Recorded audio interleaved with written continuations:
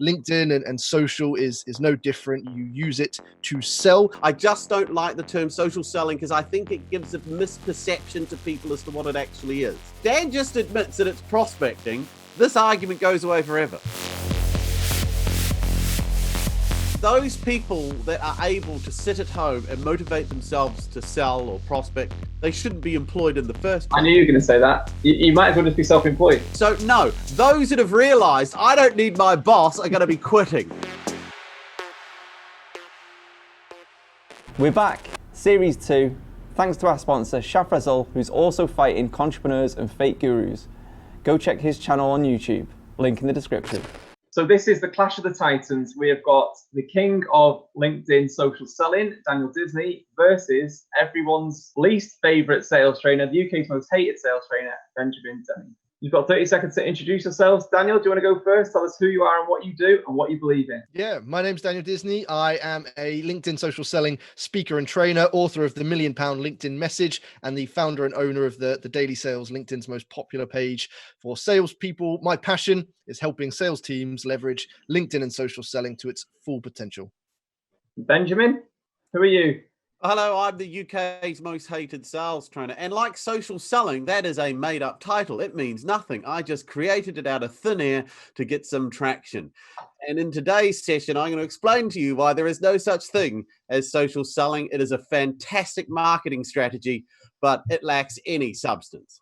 So I'm going to try and be judge, and the audience will be the jury and decide who is the better salesperson and which is the best way to sell. Benjamin said that social selling is a made-up thing and isn't really selling. So Daniel, state your case, please. Okay, social selling is selling. The argument that Benjamin makes around it not being selling is focused purely on the inbound generation that social marketing does, which it does 100%. You build a brand, you put content out, you attract inbound leads. The selling part comes from real social sellers that leverage it to go out and start conversations. No different to picking up the phone and making a call. You send a message, you start a conversation, you create an opportunity, and you go through the whole sales process all the way to being able to close sales on LinkedIn. No different to the phone, face-to-face, or email. Those are all sales tools. LinkedIn and social is no different. You use it to sell. There are people like Benjamin that use it to market. They build a brand, they create inbound leads, and that's fine. But social sellers go out and they sell with it as well. That's the case. So Benjamin, you've heard that argument. What do you think? Well, all he's just described as prospecting. That's it. I mean, is there much more I need to say? Looking for someone on LinkedIn is the equivalent of using the old telephone book. You find someone's name, you reach out to them instead of phoning them, you send them a message. It's not selling, it's prospecting. So I have no issue with social prospecting. The phraseology social selling gives the idea that there's something about this that's fundamentally different from prospecting. Yeah. And I've read Dan's book, and and it's a good book. I enjoyed reading it, and I noticed bestseller, isn't it, Dan? Yeah, just like yours, Mike. Amazon bestseller. I haven't even written a book, and I'm a bestseller on Amazon. I don't know how that works. So, have you really got a best-selling book, Benjamin? No. Oh, well, you're the only one. I haven't done anything worthy of writing a book. Oh, you have. So, to go back to my point, Daniel, in his book, when you get to the chapter on the £1 Million Message, he writes out 16 stages. I've got it in front of me. 16 stages it goes through from the moment he sent his message to the moment he made a sale. And from step 7 onwards, none of it's got anything to do with social media.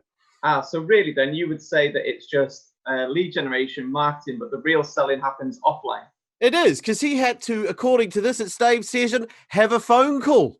Yeah. Stage 8, arrange a face-to-face. Stage 9, have a face-to-face. Stage 10, send up a follow-up email. Stage 11, build a proposal. Stage 12, present proposal. Stage 13, follow-up to close deal. So forth. I don't see any LinkedIn messaging or social media going on in that bit. But would you get the argument that if it wasn't for that first part, you wouldn't be at the end part? So it's sort of exactly. like it's prospecting, plain and simple. Prospecting. It's a great form of prospecting, but don't call it social selling. It's a made-up term, just like UK's most hated sales trainer. Would you argue that it's more important now to be doing the social side, especially with what's happening with COVID-19 and lockdown? Do you think it's a more important part of the sales process? regardless of your beliefs, whether it's social selling or telephone prospecting being superior? I always say to my clients, I don't care how you get in front of a prospect. You could jump out of a parachute and land in the forecourt. You got to get in front of them. Social media is a channel. Using the post as a channel. Carrier pigeon is a channel. Marketing. These are all channels to get in front of people. I don't care how you do it. So no, I have no issue with social prospecting, social marketing. I just don't like the term social selling because I think it gives a misperception to people as to what it actually is. Yeah. Daniel, for you, would you say that a lot of people use social selling as an excuse to hide maybe poor communication skills or the ability to handle objections on the phone or in real time? Because I get that. Mike, I have no doubt there are people out there that will use it as an excuse, but I see the same people use the phone as an excuse to hide from it. And they'll sit there, they'll make their dials, they'll hit their 100 phone calls a day limit. They'll purposely try and phone the same number 10 times because they know it's going to go to voicemail and they don't have to speak to someone. Salespeople will hide behind anything and everything. Oh, I'm out in a meeting. I've got a meeting at 3:00 on a Friday. Yeah, right. You're down the pub. You're at home. Bad salespeople will hide behind anything and everything. It's not just a social thing. And I'm just going to jump in. Benjamin's right. Social prospecting, social marketing, they are very real things. And the £1 million sale, and credit to you, Benjamin, using my book. That's good in a debate and argument. I appreciate it's a nice plug. Just to kind of clarify, yes, the £1 million sale. I do use the phone. I use video. I use face-to-face because I'm a proper sales professional. There are some sales that I generate that purely exist on LinkedIn, from creation, conversation, qualification, all the way through to closing, sending contracts. It's not a lot. And I don't push out there that a salesperson can, smash their targets purely on LinkedIn. I think Benjamin knows I'm all for using all the tools. But the reason I believe it earns the selling piece is because you sell. You can sell through every stage of the process, even past closing the deal and managing accounts. You can manage those whole relationships on LinkedIn. So that's why I believe it is a sales tool. Sorry, I stole the question there. No, it's good. Benjamin? What was the question? Is it a way to hide if you're not, good at communication skills or your sales ability? So I think a lot of poor salespeople would hide behind social selling, because I know from my own experience, but equally, I've done the same thing that Daniel just said there. I have worked with people, and I've done it myself sometimes, when I've got a talk time KPI, just to hit that target, I would ring PSTN lines, which were the old BT lines, I don't remember them, and it would count on the dialer as a connected call, but it would have just rang out. It's like phoning the talking clock. Basically, yeah, but it was only it was because I didn't like the job I was doing. I wasn't motivated correctly. I was young at the time, and it was just, I need to hit an hour's worth of talk time before lunch. You landed on one of those lines, it was a gold mine. It was like, I know I can get 7 minutes in here without having to talk to them, rather than getting rejected. But I was never a believer in social selling. While I worked in a call center, I worked on a dialer in BT, and social selling to me was, I just think it was bonkers. Why are you wasting your time all day on LinkedIn? It made no sense to me. Getting in arguments with people that are inevitably fucking idiots, aren't they? I'd agree. That would be an extremely useless waste of time. So, I've used LinkedIn to find contacts, to find the names of people. And of course, I've sent them messages through LinkedIn. It's a channel. I've also tried phoning them. I've also sent letters, whatever it is. So I use all these channels myself to get in front of people. I think when we market the idea that it is a form of selling, though, that it is almost like I know Dan, and Dan is good. He does point out it should be used amongst other things. And I think that's why calling it selling is wrong. We should stick to what it is. It is a prospecting channel. It enables you to reach out and get someone engaged, but you always end up having to talk to them to put them in a sales process. Yeah. And prospecting comes before selling. And that's just the issue. If Dan just admits that it's prospecting, this argument goes away forever. I know he ain't got the much problem with admitting that it's prospecting is you then alienate anyone who would want to use it for other things like closing, qualification, communication, account management. When you seclude it to prospecting, you're missing out all those things. So I can't. So why did you prospecting for other things? £1 stage 16 steps. Why did you phone them then? Why didn't you just never talk to them face to face? Why did you not do this all via LinkedIn Messenger? Because not every deal can be done like that. Not like there will be some deals you can do just on the phone. There are some deals where you don't have to meet face to face, and that's great. But there are some deals, certainly sizable ones, that you do need to meet face to face. And that's why it goes back to salespeople should use every tool, because every deal is going to be different sizes, different industries. I've seen some criticism by some people on LinkedIn of you, Daniel, saying that originally you said that cold calling is dead, and now you've changed your tune. So is cold calling dead? It's true. And just to say, I have never ever, and you can go through my entire history of content, it's all on LinkedIn. I have never ever said at any point that cold calling is dead. I've only ever questioned its future because of our changing trends, younger generations, millennials going up into decision-making positions, Yeah. and a lot of evidence showing that they're not a big fan of making or taking phone calls. I've only ever thrown those questions out and provoked conversation, but I've never ever and will never say cold calling is dead, because every company I get hired by, they're cold calling. Every company out there is cold calling. It works. It has a low percentage conversion rate. But it works. It delivers results. So no, cold calling is not dead. I don't know if or when it may ever die, but it is one of several great sales tools that exists at the moment. So yeah, for any confusion, it's not what I've said. You can go through what a lot of people do is they'll read the first line or a couple of lines and they'll interpret it in a different way. And, I'm here to explain to anyone who's confused. Yeah. And Benjamin, you prefer the telephone. So do you think it's thriving at the moment, cold calling? Is it fine to cut? No, cold call's not dying. And Dan is right. He's never actually said it's dead. He's posed questions and to raise the conversation. And cold calling won't die. So long as a telephone exists, people will use it. Yeah. Talking to people, though, at the end of the day, is the best means of communicating complex and sophisticated messages. Selling is the art of communication. And I find hiding behind a keyboard at times, you lose your ability to deal with real-time situations. And pressure is what separates. It's your ability to manage and handle pressure in the moment that separates you from poor salesman to great salesman. Yeah. Sitting behind a screen with a time delay where you have the luxury of being able to mitigate your emotional response in the moment doesn't help you get better. Like I say, great prospecting tool, but I don't know how the metrics are and how the conversion rate's higher than telephone prospecting. I don't know. I don't know how many CEOs in the UK right now are getting messages via LinkedIn saying, can we connect? I bet it's a lot. It's probably just as prevalent as telephone prospecting. Well, I've some of the comments when I said I was doing this, a lot of them were around, would you say now that the telephone's harder to get through to decision makers at the moment because of the current situation we're in? What would you think about that? Are you using the phone still to prospect your future meetings and clients? So for me personally, no, this month, the irony in this is at the beginning of the lockdown, I decided I was going to purely become an order taker. And so for the last month, all I've done is use the brand and reputation I've built up online to leverage driving people to my website to book onto a course. I have actually, and again, like most salesmen, I'm going to admit, I've literally sold nothing. I have actually been taking orders for the last month. About 70 people have booked through the website. I haven't had to sell or talk to anyone to do it. So there's a lot of salespeople that count them as proper sales, though. Nah, it's taking an order, and I admit it. It's taking an order. I mean, a strategically shaved monkey that looks similar to me on roller skates would have achieved the same thing. So we're agreeing then that social is just as important as the phone. It's definitely a channel. It's good prospecting material, without doubt. Now, this is one that's really annoying me at the moment. There's so many experts, mainly not business owners, or there are business owners that have shot the cards in, and they are advising other people and giving stick and shit to other people for marketing their business and trying to sell during the time. So I think anyone that says you shouldn't sell during lockdown is a fucking idiot. Yeah. Do you agree?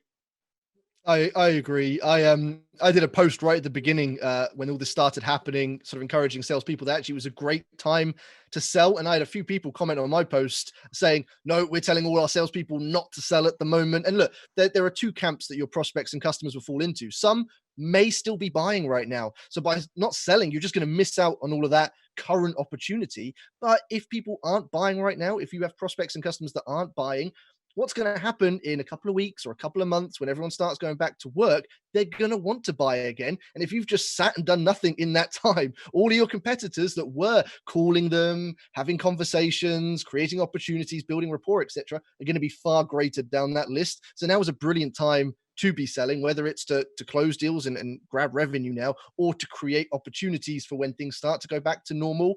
Pausing, you're just not going to get anywhere, and you're going to put your business, your sales team, your staff at risk. So well, I'd say indecision is probably the worst decision you can make.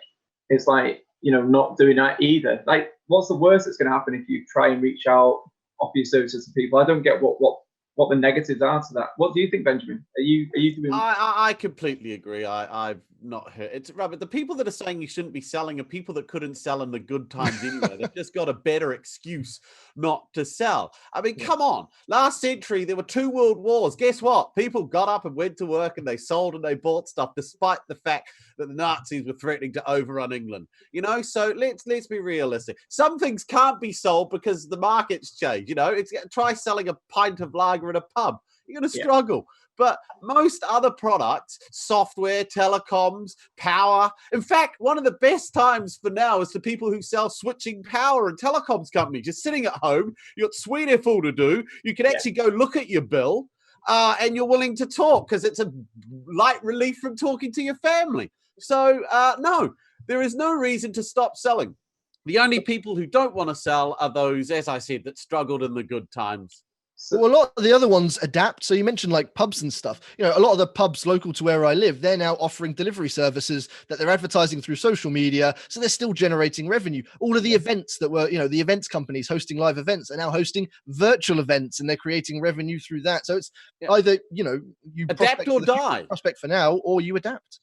Yeah, you adapt or die. And that's exactly what I did at the beginning of this lockdown. I had never considered doing a Zoom sales training boot camp. In fact, I sat there and said to my wife, I said, if I advertise this and nobody books on, I'm going to look a right dick. And I thought, but I got to take the risk. Let's see if I can get 8 people to pay to do a 3-hour online boot camp. And it filled within 3 days. Oh, all right.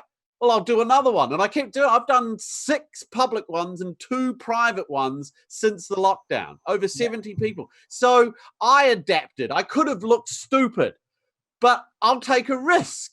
Yeah. That is my role. But again, like Dan, me, and you, we're fortunate to be masters of our own domain. We run our own businesses and we're able to adapt quickly. The average sales executive who's paid a salary doesn't have that luxury. But the people who run those businesses should be making these decisions and giving them the ability to do this. So, this is just separating wheat from chaff. And what about the ones that then are then criticising that are going out? Have you got a message for them particularly? Obviously, the good ones are the ones that want to knuckle down, get their head down, work hard, do want to put themselves out there, want to still sell. But what do you think gives people the right online, or what thought process have they got where they can then criticize people for doing this? Do you think it's a strange mindset, isn't it, to have? It is. I mean, that kind of online troll, the people that write extremely negative comments and stuff, it's never a good thing for many reasons. But number one, your customers will see it, your prospects will see it, your leadership will see it. Every time you write overly aggressive or negative content on social, it's seen by the wider world. The problem is we kind of built up into this use of social media where we use Facebook personally, and we feel like, we can just amplify our voice in front of people. People don't then think, okay, LinkedIn's not like my friends and family now. These are my customers, my competitors, the industry. And yet they apply that same kind of logic. So I don't think it's the best strategy. I think you should be very aware of everything you say and who's going to be kind of seeing it. So I always advise stay away from trolling or overly negative. It's okay to challenge. It's okay to disagree, but disagree in a positive way that maybe creates conversation, not to try and name or shame someone. There's a big difference as well between selling a product and service that you were selling before this happened anyway, and then all of a sudden trying to sell face masks for £2,000 a pop and trying to cash in. But I don't get why people can't see the difference between them two things. And tarring, I don't know, a one-man band that's still doing picture frames and still wants to sell them through Instagram. I don't know why we're saying you can't sell this while there's a pandemic going on, but you don't know if they've got savings, if they could be furloughed. You don't know any of their personal situations. So it just blows my mind, really. I have got a question for both of them. So during lockdown and those that do want to continue, what are your top 3 social selling tips that people can take away, like a key takeaway they can use, Daniel? Create content consistently and regularly, 2 to 3 times, ideally Monday to Friday, each day. Spend 10 minutes writing a post, make them all of value, tell stories, share knowledge, insights, but just start to build your personal brand. Creating a bit of content every day goes a long way. Tip number 2, update your profile. Make sure it looks good. Now, you can't get a professional photographer while you're in lockdown, but if you've got a phone and a blank wall, a plain colored wall, get someone or put it on a timer and take a decent headshot, get a background, make it customer focused, but just build it up, because everyone, that's where they're going to go. If they read your posts, if they search for you, if you send them a message, they're going to look at your profile. So make sure it's good. And tip number 2, when you're sending messages, don't send pictures, like sales pitches.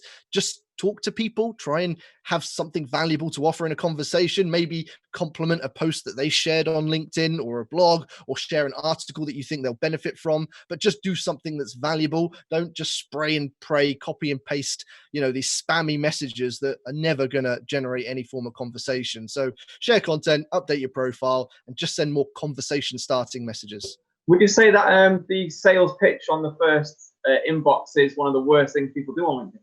It is one of the worst. I'd say what's worse than that is when they put a pitch in a connection request. I can never understand that. It's like, here I am. I'm definitely a salesperson. I only want to sell to you. Will you connect with me? Bizarre psychology to that. But yeah, sending sales pitches and messages, I see it so often. I mean, I get them all the time, but I see a lot of CEOs and decision makers, they'll post and publish about it and moan about it.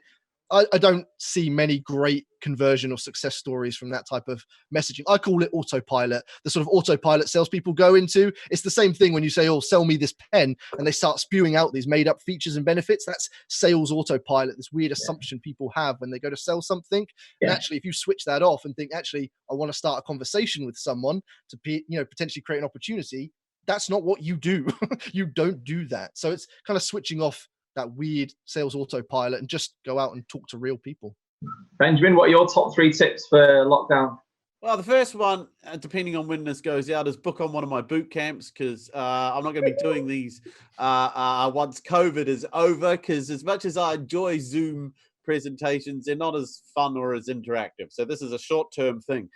Secondly, use the opportunity of this moment to ask yourself, how can you get better? I mean, there's a lot of you sitting around now doing sweet hair full. So rather than moping about how life is dumped on you and how everything's miserable, ask yourself, well, I can't control any of this. So what can I control? Use your time wisely, get off Pornhub and try something a bit more, realistic that'll help you better yourself. Because remember, when this is over, do you know how many salesmen are going to be looking for jobs? There's going to be a huge market glut. And a lot of companies are going to realize that a lot of you weren't doing much anyway, and this has just been a natural culling of those that weren't going to cut it anyway. So you need to start thinking about how to market and promote yourself once this is over. And thirdly, relax. We've been through a lot worse. This will all be over. There's not less money in the world.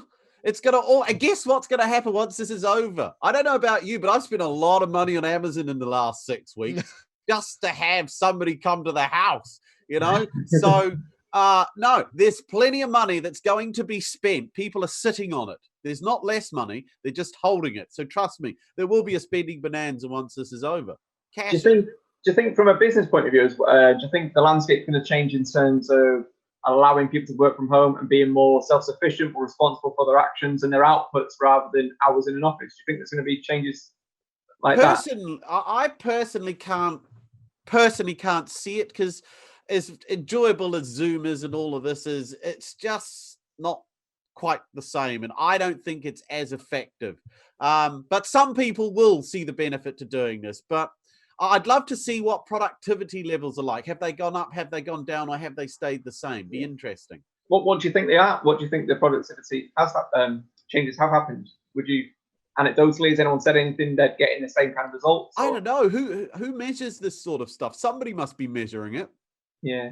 I mean, my personal opinion, and I've worked with sales teams working from home, a lot of them will say that they do more when they're at home, but I'd probably go into the Benjamin camp of thinking the reality is a lot of them probably don't do as much when they're at home.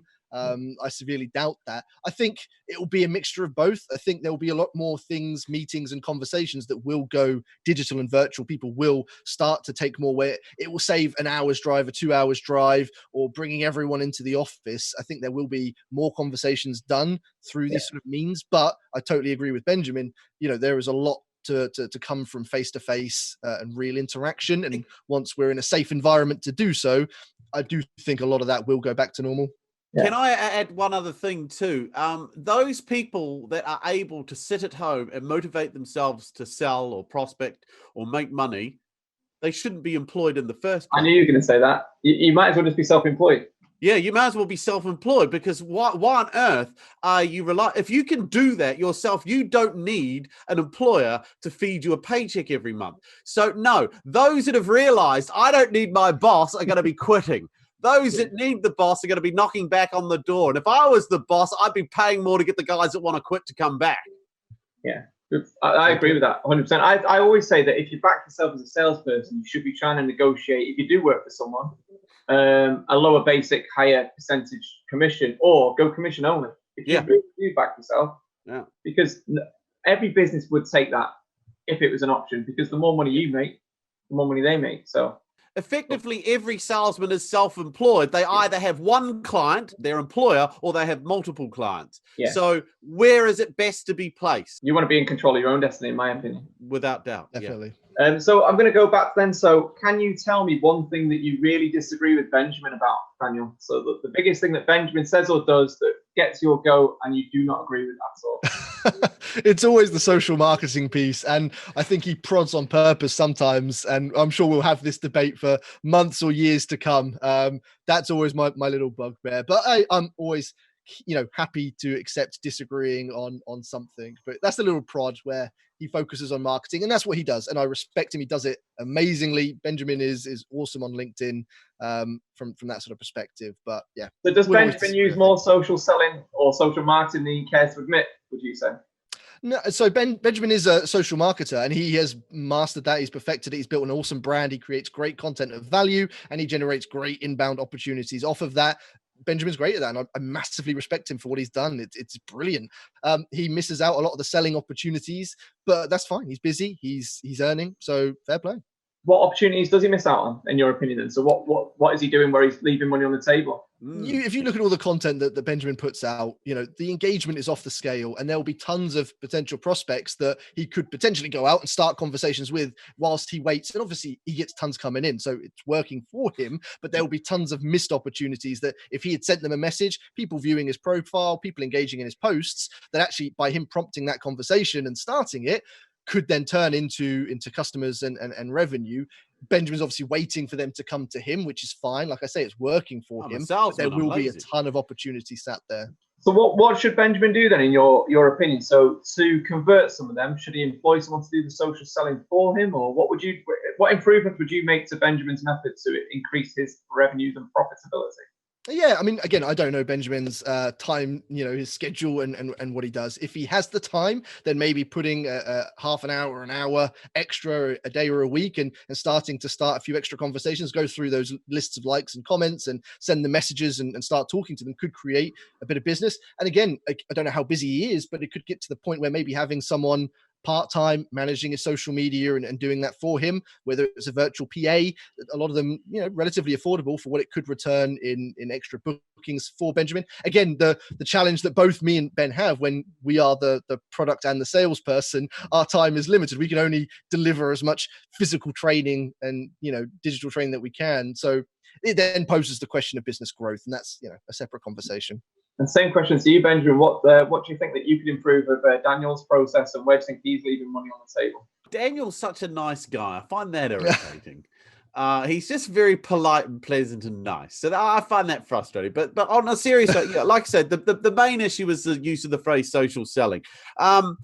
I agree. I don't do a lot of outbound prospecting through LinkedIn, but I do connect with any CEO or managing director that looks at my profile. That's my only condition. If they check out my profile, I will ask to connect.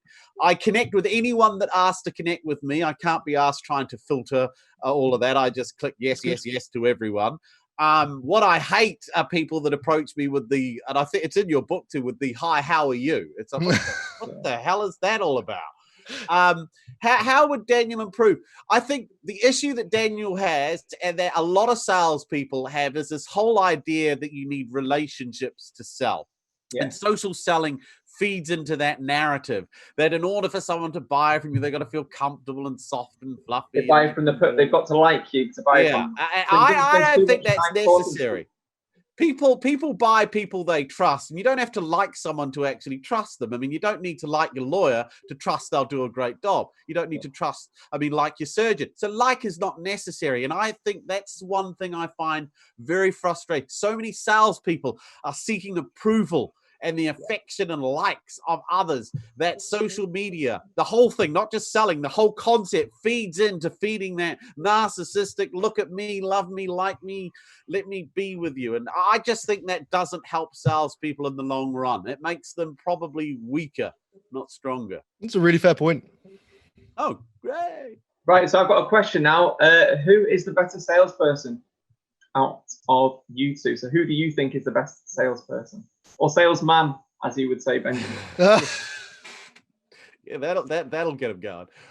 Who's the better one? Other people have to judge. What we'll do then, we'll throw this open. I was going to do a quick fire round of some of the questions I've got, if that's all right. So Disney said telesales was dying a couple of years ago. Now he's promoting pick up the phone and trying to become sort of authority on it with his post I have seen recently.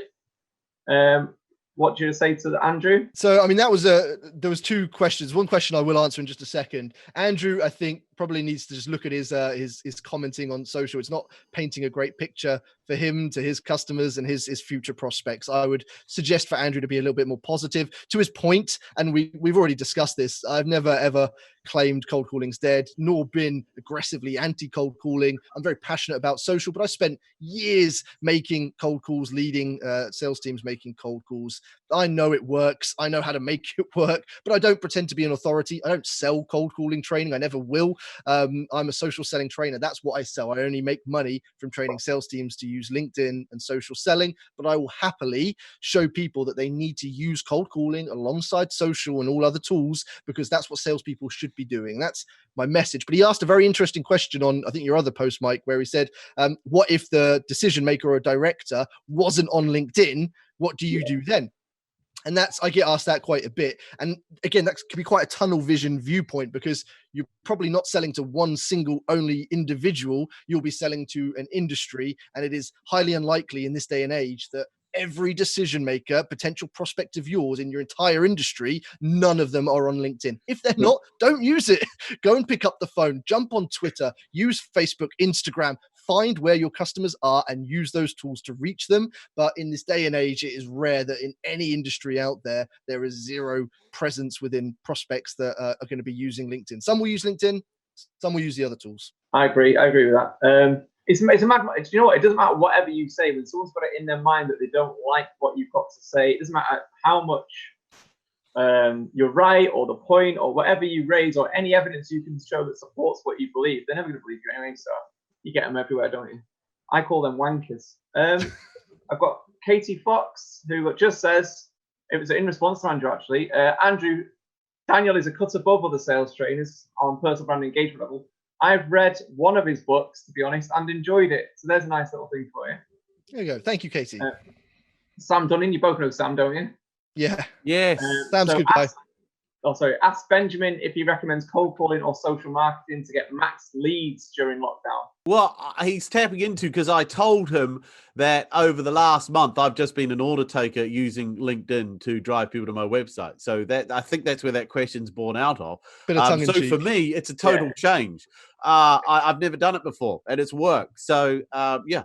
So yeah, like I say, don't sit at home sucking your thumb waiting for the world to end. Get out there and prospect. Hey, use social media, use the phone. Pornhub are offering a full membership now for 6 months free of charge. I don't think they're sucking the thumbs, Benjamin. It's something else that they're doing.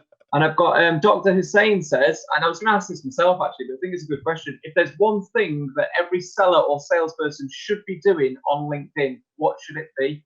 Oh, okay. If it was to be the number one thing, it'd be sending better messages on LinkedIn. If we're thinking of the thing that's going to create the most opportunities, sending better messages. But second to that, I would say just being active and consistent in sharing content, building a personal brand, exactly like Benjamin did, exactly like I do, and other great salespeople do. Share content on a regular basis. But above that, you've got to have good messaging. If you're sending terrible messages or pictures, doesn't matter how good your personal brand is, you're just going to lose all those opportunities. Yeah. And Benjamin? Well, bizarrely, I agree with Dan. If you boil LinkedIn down to its essence, it's about connecting with people. That's it. So, and the better your message, the better likelihood of connecting. So if you're sitting at home thinking of how can I get in front of people, or how can I set up appointments or meetings or whatever for the next few weeks, and you're too scared to use the phone and you'd rather sit behind your keyboard, then use it. Go for it. Yeah, but don't vomit on people about why they should meet with you. Don't. Better messaging, without doubt. So that is it. Social selling versus telephone prospecting, or social marketing versus telephone prospecting. You let us know which you think is the best method, which you use, and we'll put this to bed once and for all. Thanks for joining us. Thank you.